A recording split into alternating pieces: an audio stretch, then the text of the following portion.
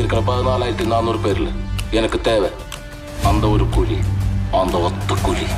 இந்த வீடியோவில் கூலி படத்தோட ரிவ்யூ பார்த்துருவோம். ஃபர்ஸ்ட் ஷோ பார்த்தாச்சுங்க. யாருக்காக? நம்ம லோகேஷ் கனகராஜுக்காக. லோகேஷ் கனகராஜ் என்னம்மா படம் எடுத்திருக்காரு.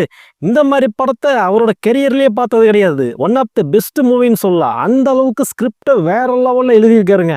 சான்ஸே இல்லை. சூப்பர் ஸ்டார் ரஜினிகாந்த், சத்யராஜ், ஆமீர் கான், நாகார்ஜுனா, சோபின் சாகிர் இந்த மாதிரி எல்லாருமே போட்டி போட்டு நடிச்சிருக்காங்க. இந்த படம் கண்டிப்பாக 1000 கோடிக்கு மேலேயே வசூல் பண்ணணும்னு சொல்கிறக்கு எனக்கு ஆசையாக தான் இருக்குது. ஆனால் இந்த எதுவுமே நடக்க போகிறதில்ல. ஏன்னா படம் அந்த லட்சணத்தில் தான் இருக்குது. லோகேஷ் கனகராஜ் நம்பி போனதுக்கு வச்சு செஞ்சுவிட்டு அப்படி வாங்க ரிவ்யூக்குள்ளே போகலாம். ஓகே, இந்த படம் வர்றதுக்கு முன்னாடி எல்சியூக்குள்ளே வரப்போகுது, அவதாருக்குள்ளே வரப்போகுது, டைம் டிராவலுக்குள்ளே வரப்போகுது, ஹாலிவுட் ரேஞ்சில் இருக்க போகுது. இந்த படத்தோட காப்பி அந்த படத்தோட காப்பின்னு சொல்லிட்டு ஏகப்பட்ட எக்ஸ்பெக்டேஷனு. லோகேஷ் கனகராஜ் உட்காந்து வெடிய ஒரு யூடியூப் சேனலுக்கு பேட்டி வேற கொடுத்துருக்குறாப்படி கோபிநாத்துக்கிட்ட. அந்த வீடியோலாம் பார்த்தீங்கன்னா சே என்னடா இப்படியெல்லாம் இந்த படத்தில் எடுத்துருக்குவாங்களா அப்படின்ட்டு. அதுக்கப்புறம் சூப்பர் ஸ்டார் ரஜினிகாந்த் ஆடியோ லான்ச்சில் மணிக்கணக்காக பேசினார். அவர் பேசுனதே இந்த ஆடியோ லான்ச் தான் வந்து ரொம்ப நீளமான ஆடியோ லான்ச். அந்த அளவுக்கு பேசியிருப்பார். பாராட்டி தள்ளி இருப்பார் லோகேஷ் கனகராஜ். ஐயோ அப்போ படம் 1000 கோடிக்கு மேலே போயிருக்கும் போல இருக்குது அப்படின்னு நினச்சிட்டு நம்மளாம் ஒரு எக்ஸ்பெக்டேஷனோட தான் இருந்தோம். ஆனால் படத்தை பார்த்ததுக்கப்புறம் தான் தெரிஞ்சுது படத்தில் ஒன்றுமே இல்லை. ஏதாவது பேசி கலெக்ஷன் அல்லுங்கப்பா 5 நாளில் வரலைன்னா அப்புறம் எப்பவுமே வராது அப்படின்னு புரிஞ்சுக்கிட்டாங்க போல். அதனால தான் ஒரு ரிவ்யூ இவங்கெல்லாம் சேர்ந்து படத்தை ஒரு டைம் பார்த்துட்டு சரி ஏதாவது நம்ம பில்டப் படித்து அந்த படத்தை ஓட்டி ஆகும்னு முடிவு பண்ணிட்டாங்க. அதனால தான் ஆடியோ லான்ச் ஆகட்டும், இன்டர்வியூஸ் ஆகட்டும், இந்த மாதிரி வேற லெவலில் கொடுத்துருந்தாங்க. அதை படத்தில் கொடுத்துருந்தாங்க நல்லா இருந்திருக்கும். இந்த படத்தோட கதை என்னன்னே சத்தியமாக எனக்கு தெரியலைங்க. எதுக்கு சத்யராஜ் சாகுறாரு, எதுக்கு சாபின் வராரு, எதுக்கு நாகார்ஜுனா இந்த படத்தில் வில்லனாக போட்டாங்க, எதுக்கு கிளைமேக்ஸில் ஆமீர் கான் வந்தார், ஸ்ருதிஹாசன் எதுக்கு இந்த படம் ஃபுல்லாக ட்ராவல் ஆகிட்டு இருந்தது, இது எதுவுமே விளங்கலை. ஏன் லோகேஷ் என்னாச்சு உங்களுக்கு? ஸ்கிரிப்ட் நல்லா தானே எழுதிட்டு இருந்தீங்க. ரத்னகுமார் வெளியே போனதுக்கப்புறம் உங்கள் படம் எதுவுமே சரியில்லை. உங்கள் சண்டையெல்லாம் வெளியே வச்சுக்கோங்க. படத்துக்குள்ளே அவரை இணைச்சிங்கன்னா தான் உங்களுக்கு அடுத்த ஒரு நல்ல படம் அமையும். ஏன்னா ஒரு லெஃப்ட் ஹேண்ட் ரைட் ஹேண்டு இல்லைன்னா எவ்வளோ கஷ்டங்கிறது படம் பார்க்குற எங்களுக்கு தான் தெரியுது. ஆனால் அனிருத் மட்டும் இல்லைன்னா சத்தியமாக இந்த படத்தை பார்க்கவே முடியாது, கண்ணில் பார்க்க முடியாது. இப்படித்தான் வந்து ஜெயிலர் படத்தையும் வந்து உசுரை கொடுத்து மியூசிக் போட்டு ஓட வச்சாருன்னு அனிருத். அதே மாதிரி தான் வந்து அனிருத் ஆடியோ லான்ச்சில் போகும்போது நினச்சேன் அனிருத் அந்த படத்தை ஓட வைக்க போகிறாருன்னு. ஏன்னா அந்த அளவுக்கு அனிருத்தோட மியூசிக் மட்டும் இல்லைன்னா இந்த படத்தை சத்தியமாக பார்க்க முடியாதுங்க. அந்த அளவுக்கு ஒரு ஹார்டு கோர் மூவியாக போயிட்டு இருந்துச்சு. ஏன்னா இந்த படத்தில் ஒரு சின்ன பிட்டும் கூட இல்லை. அதாவது காமெடி பிட்டு ஒரு துளி சிரிக்க கூட நம்மளுக்கு சான்ஸ் கொடுக்கல. அப்படியே போய் உட்கார்ந்தவங்க தான் கடைசி கிளைமேக்ஸ் வரைக்கும் இப்படியே தான் கண்டு பார்த்துருக்குறோம். அந்த அளவுக்கு நம்மளை உட்கார வச்சுட்டாரு. என் ஃப்ரெண்ட் எந்திரிச்சு ஓடிட்டா நடுவில் உச்சா வருதுன்ட்டு.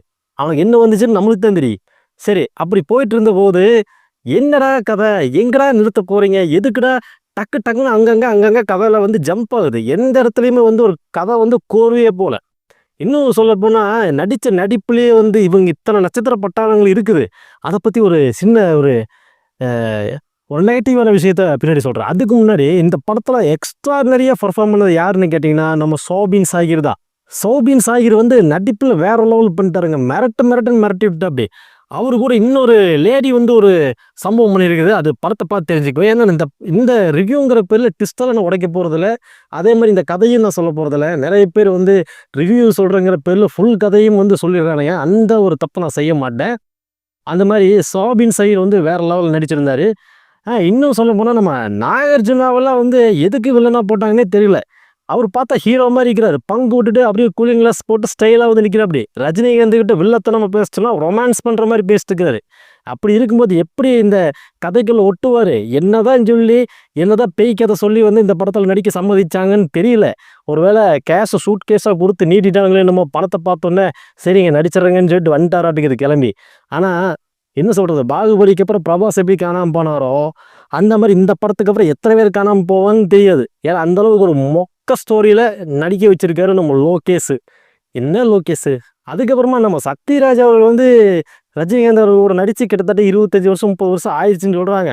அதை அப்படியே விட்டுருக்க வேண்டியதானே. எதுக்கு இந்த படத்தில் நடித்தாருன்னே தெரியல. சத்யராஜுக்கு இம்பார்ட்டன்ட் ரோலே கிடையாது இந்த படத்தில். அவரை என்ன சொல்லி நம்ம சம்மதிச்சாங்கன்னு தெரில. அது நான் சொல்கிறது பார்த்தா ஒருவேளை சேலரி அதிகமாக கொடுக்குறாங்க, சூப்பர் ஸ்டாருக்கு ஈக்குவல் இல்லாட்டியும் கொஞ்சம் கம்மியாக கொடுக்குற வாங்கிங்கன்னு சொல்லி சம்மதிக்க வச்சுட்டாங்களா என்னன்னு தெரியல. ஏன்னா பழைய பகையெல்லாம் மறந்துட்டு கை ஒத்துருக்காருன்னா, அது இந்த ஸ்டோரி கைக்கு ஒத்துருக்காருன்னா என்னன்னு எனக்கு தெரியல. சத்யராஜெல்லாம் நல்லா யூஸ் பண்ணியிருக்கலாம். சத்யராஜுங்களும் பாகுபலியில் எப்படி பாகுபலியே போய் பின்னாடி குத்துனாலும் அவரை கூப்பிட்டு வந்து இப்படி மொக்க படத்தில் நடிக்க வச்சுட்டாருன்னு சொல்லிட்டு எனக்கெல்லாம் ஒரே ஃபீலு. என்னதான் இருந்தாலும் 2 பேரும் நம்ம ஊருக்காரங்களா போயிட்டாங்க. என்ன பண்ணுறது, அதுக்காக மன்னிச்சு விட்டுடலாம் லோகேஷையும் சத்யராஜையும். கிட்டத்தட்ட எதுவுமே வந்து ஒரு நான் சிங்கிங்லேயே போயிட்டு இருக்குது, நான் சென்ஸாக போயிட்டு இருக்கு. எப்படி உட்காந்து படம் பார்க்குறது? என் ஃப்ரெண்டு திரும்பி பார்க்குறான், பாதியில் தூங்கிட்டா, எழுப்பி விட்டேன். அப்போ எப்போ தெரியுமா அனிருத் பிஜிஎம் போடும்போது பைப்பில் இருந்துச்சு முடிஞ்சிருச்சா அப்படின்னு கேட்குறான். அந்த அளவுக்கு நம்மளுக்கு தூக்கம் வர வந்துச்சு இங்கே ஒரு ஆனர்.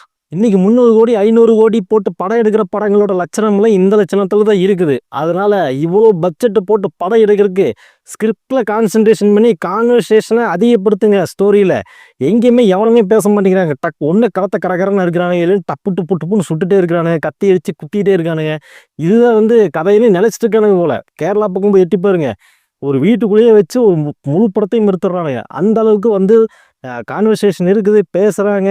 நிறைய பேர் நிறைய கதாபாத்திரங்களை நடிக்க வச்சு நம்ம எல்லாம் வந்து ஒரு படம் பார்த்த திருப்தியை கொடுக்குறானுங்க. ஆனால் இவனை அப்படி பண்ணுறதில்ல. விஎஃப்எக்ஸ் போட்டுறானுங்க. ஆகணும் தெலுங்குல ஒருத்தன், ஹிந்தியில் ஒருத்தன், மலையாளத்தில் ஒருத்தன், கன்னடத்தில் ஒருத்தன்ட்டு எல்லாத்தையும் கூப்பிட்டு வந்து நடிக்க வச்சு எல்லா ஃபேன்ஸையும் பார்த்துருவாங்க. கலெக்ஷன் அள்ளின்ட்டு கலெக்ஷன் மேலே தான் குறியாக இருக்கிறாங்களே தவிர்த்து கதை மேலேயோ ஸ்டோரி மேலேயோ அதில் என்ன கதாபாத்திரம் கொடுத்துருக்கு, அவங்ககிட்ட எப்படி நடிப்பு வாங்குறத பற்றி யாருமே யோசிக்கிறது கிடையாது. உபேந்திரா வந்தால் படம் ஓடிடும், ஆமீர்கார் வந்தால் படம் ஓடிடு, நம்ம சௌபின் சாகிர் வந்தால் படம் ஓடிடு, சூப்பர் ஸ்டார் வச்சா படம் ஓடிடு. இதெல்லாம் என்ன கான்செப்ட், என்ன லாஜிக்? ஜெயிலர் படம் ஓடிச்சுன்னா எல்லா படமும் ஓடணும்னு விதியா? ஆனால் சூப்பர் ஸ்டார் வந்து நல்லாவே நடிச்சிருந்தாருங்க. அந்த வயசுலேயும் வந்து அவர் நடிக்கிறாருன்னா அவருக்கெல்லாம் மிகப்பெரிய பாராட்டுகளை தெரிவித்து தான் ஆகணும். ஏன்னா ஃபேன்ஸ்க்காகத்தான் அவர் நடிக்கிறாரு. காசு பணத்துக்காகலாம் அவர் ஆசைப்படுற ஆள் கிடையாது. ப்ரொடியூசருமே ஆசைப்படலாம் என்னமோ, நம்ம சூப்பர் ஸ்டார்கள் வந்து ஆசைப்பட போகிறது கிடையாது. ஏன்னா நம்ம வந்து சும்மா இருந்துடக்கூடாது வீட்டில் அப்படிங்கிறக்காகத்தான் அவர் நடிக்கிறாரு.